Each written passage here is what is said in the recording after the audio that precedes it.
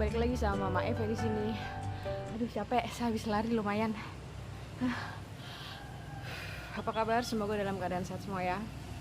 Oke guys, sekarang di vlog ini saya mau cerita gimana nasib saya nikah sama babanya Eve, si orang Turki itu. Jadi ini bukan tentang keburukan atau gimana-gimana ya. Jadi ini benar-benar yang saya rasain dan itu benar-benar di luar perkiraan sama sekali. Jadi it's so really unpredictable. Jadi sebelum saya nikah pun saya nggak kepikiran ini bakal terjadi dan gimana-gimana bisa dialamin sama orang yang nikah di sana. Tapi itu nggak semua sih, mungkin cuma saya aja ya, beda-beda orang. Karena memang posisinya mereka di kota, saya di desa, jadi beda-beda. Ini versi saya aja ya, nggak generalis semua sama seperti ini. Yang pertama yang paling berasa banget itu tuh saat saya datang pertama kali ke sana, pertama datang kali ke rumah ibu mertua, itu apa yang saya rasain, rumah mereka tuh bersih semuanya. Bahkan saat saya ngeliat ke dapur itu, I feel like I'm at the IKEA showroom, you know, it's so clean. Jadi ini general pasti. Kalau ini definitely most all of the Galen will be feeling like this, you know. Jadi setelah saya di sana itu nggak otomatis sih. Jadi perlahan-lahan saya jadi yang namanya tuh pengabdi kebersihan dan kerapihan, definitely. Tapi itu nggak langsung saya seperti itu ya. Jadi step by step, dikit-dikit at the end saya terbiasa dengan hal itu. Jadi saat saya ke rumah orang-orang sana pun mereka tuh yang rumahnya rapi-rapi, bersih-bersih, kebiasaan. Mungkin ini memang culture ya. Saya sempat mikir tuh saat suami saya ke rumah saya yang di Indonesia, apa yang ada di pikiran dia ya dibandingin dengan rumahnya yang di sana sama keluarga-keluarganya atau saudara-saudara teman-temannya. Kita nggak jorok sih, cuman pokoknya definisi clean sama rapi menurut mereka tuh beda banget. Mereka standar untuk kebersihan dan kerapian tuh tinggi banget. Rasain nanti kalau kalian akan berkunjung ke rumah orang Turki ya di sana ya. Oke, yang kedua itu yang saya alamin itu sulit banget komunikasi dengan orang-orang sana dalam bahasa Inggris. Tapi ini nggak cuma di daerah saya aja ya. Rata-rata mungkin generally yang saya tahu nih, gilin-gilin yang lain walaupun dia di kota, mereka tuh kesulitan berkomunikasi dengan orang Turki dalam bahasa Inggris. Jadi di Turki itu semua program TV itu semuanya nggak ada yang ditranslate ke bahasa maksudnya nggak dikasih subtitle. Mereka semua itu jadi misalnya nonton film Hollywood, film India, di sana ada film India itu di dubbing ke bahasa Turki semua. Itu yang TV biasa ya. Mungkin tapi kalau kayak kita pasang Netflix itu beda lagi.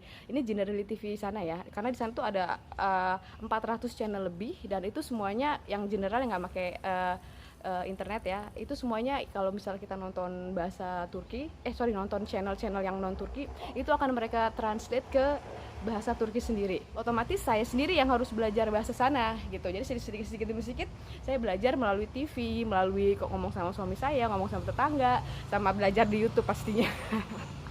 Selain itu yang paling terasa nih soal makanan sih ya. Ini makanan di sana itu khususnya di daerah saya tuh selama di sana nggak pernah yang nama makannya seafood. Jadi ikan yang saya makan selama saya 2 tahun di sana sebelum saya balik, misalnya saya lagi liburan di Indonesia untuk liburan tapi stuck sini karena corona. Jadi di sana itu saya cuma pernah makan yang namanya 3 jenis ikan. Itu pun 2 laut dan 1 freshwater. Jadi ya ampun, karena satu hal saya tinggal di kota ya, di desa, dan di kota itu penjual ikan sendiri hanya ada 2 dan saya ke kota pun nggak tiap hari ya, paling seminggu tuh sekali.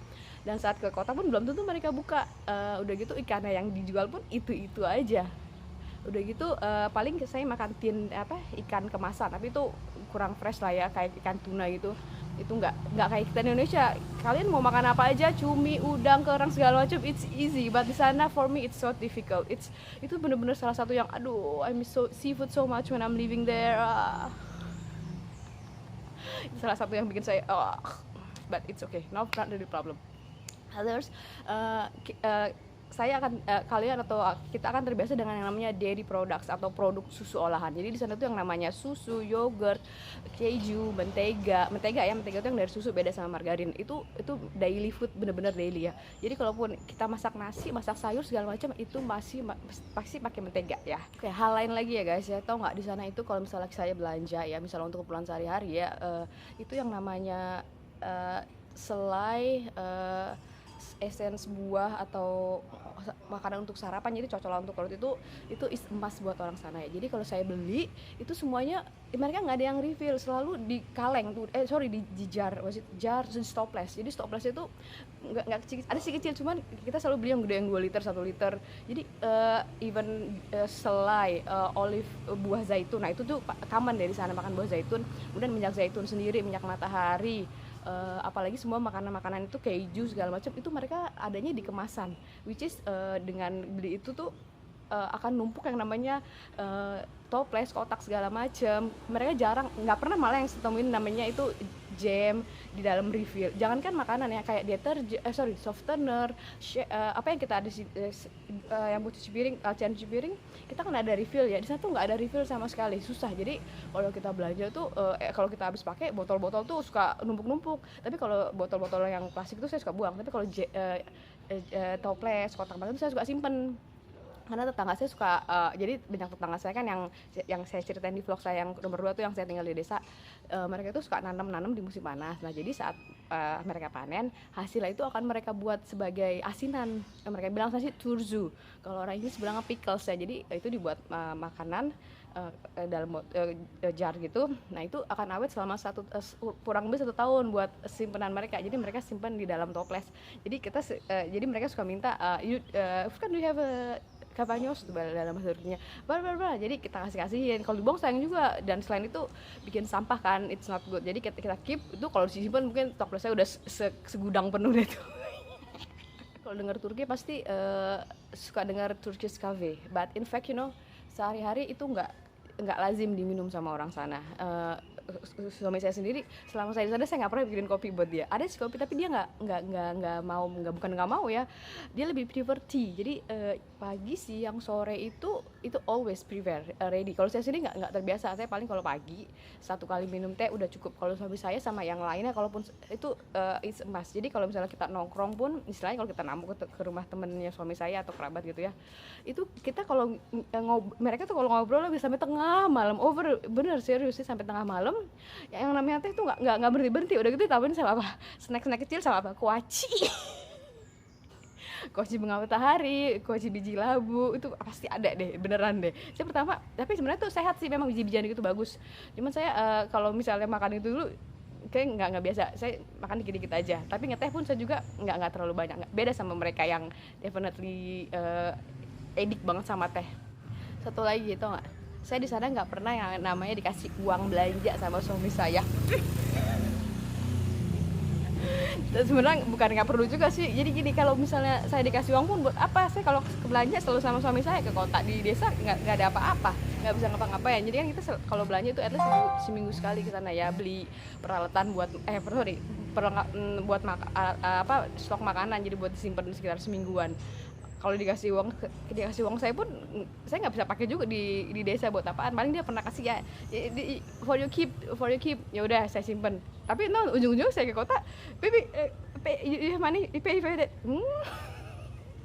Nggak guna. Tapi suami saya nggak pelit sih kalau misalnya saya mau belanja apa online, karena saya agak susah di sana kalau belanja yang agak-agak kayak krem muka buat perawatan badan, itu saya beli online. Nanti tinggal pakai kartu suami saya, dia yang ya billingnya pokoknya ke dia deh, saya nggak ada yang keluarin uang. Nah, jadi one thing from my husband is, and this is you know what, dia jarang mandi. Nggak tahu ya, memang udah habit juga sih orang sana. Itu nggak suami saya aja, jadi pernah juga ada orang nginep di rumah saya ya. Even mereka nginep beberapa hari tuh mereka nggak bau ganti guys, beneran. Memang sih nggak keringetan, nggak bau juga. Cuman kan mungkin beda ya, karena kita tinggal di negara tropis. Saya udah biasa mandi sehari 2 kali, dia malah bingung kalau nggak saya mandi sehari 2 kali. But what do you do? I'm shower, no need lah. Oke, kalau saya bilang gini, no more shower today, dia akan bilang, oh babynya. Aduh, bapak puyeng saya. Jadi kalau dia udah habis mandi tuh kayak saya tidur kayak tenang banget, saya bisa lebih tenang, nyaman, enak. Guys, seriously, ada thing yang berhubungan dengan suami saya nih ya, dia tuh nggak suka saya makeup. Karena saya pun memang nggak suka makeup, itu nggak problem sih, malah saya nggak dibilang seneng juga sih. Ya biasa aja sih, tapi perawatan saya pakai krim segala macam itu, pakai buat jelasin soal makeup nih. Nanti kalian bisa buka di link ini nih. Di sini saya sama teman-teman saya cerita soal gimana makeup di mata suami-suami orang Turki. Other things is, my mertua saya, my mother in law, she's a Hajj, jadi dia sudah haji.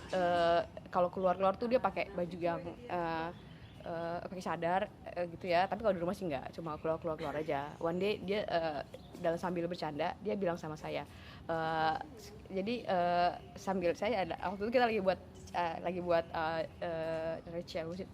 selai. Jadi orang sana tuh rajin buat selai, karena di desa kan saya buah tuh banyak ya. Jadi kalau misalnya musim panas tuh dia suka datang ke rumah kita ngumpulin, ada buah plum, buah apel segala macem. Nah saat kita lagi bikin selai gitu, dia sempat bilang sama saya in Turki sih, tapi saya bisa nanggep maksudnya. Dia suruh saya pakai hijab, tapi saya ketawa-tawa aja karena dia ngomongnya nggak serius, ketawa-tawa.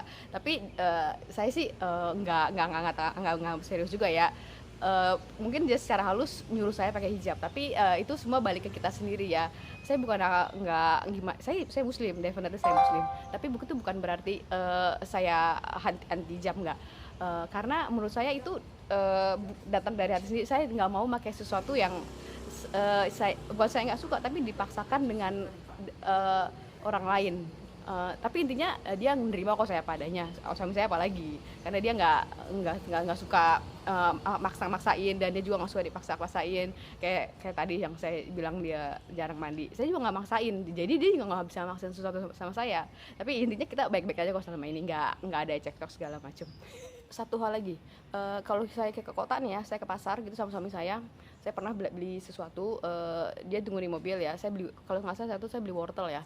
Dia bisa ngeliatin saya dari sana, kemudian saya bayar ke si abangnya tuh. Kemudian kalau di Indonesia biasa kan kita bilang thank you, kemudian senyum. Nah pas saya datang ke mobil, suami saya bilang gini, nggak perlu senyum sama orang sini, mereka akan anggapnya lain, dikiranya kamu nanti genit, dia bilang gitu. Seriously guys. Jadi sejak saya itu, kalau misalnya saya nggak kenal sama yang jualnya, saya nggak akan nggak akan senyum, cukup kasih uang dan terima kasih. Kalau ke temannya kebetulan ada yang jualan buah di sana, itu saya ya beda lah ya. Dia bilang kalau misalnya nggak dikenal, no need to giving smile, karena mereka persepsinya bisa beda gitu. Aneh-aneh aja ya orang sana ya. Nggak aneh sih, kan emang itu beda culture ya, karena culture kita sama mereka kan beda. Nah jadi ya selama saya tinggal di sana ya, nah itulah yang hal-hal yang ada apa yang terjadi yang nggak saya pikirin sebelum saya nikah. Oke guys, segitu dulu dari Mama Eve. Sampai jumpa di vlog selanjutnya. Jangan lupa subscribe yang buat yang belum subscribe, biar Mama Eve tambah semangat nih kayak gini, biar larinya tambah semangat. Oke, bye bye.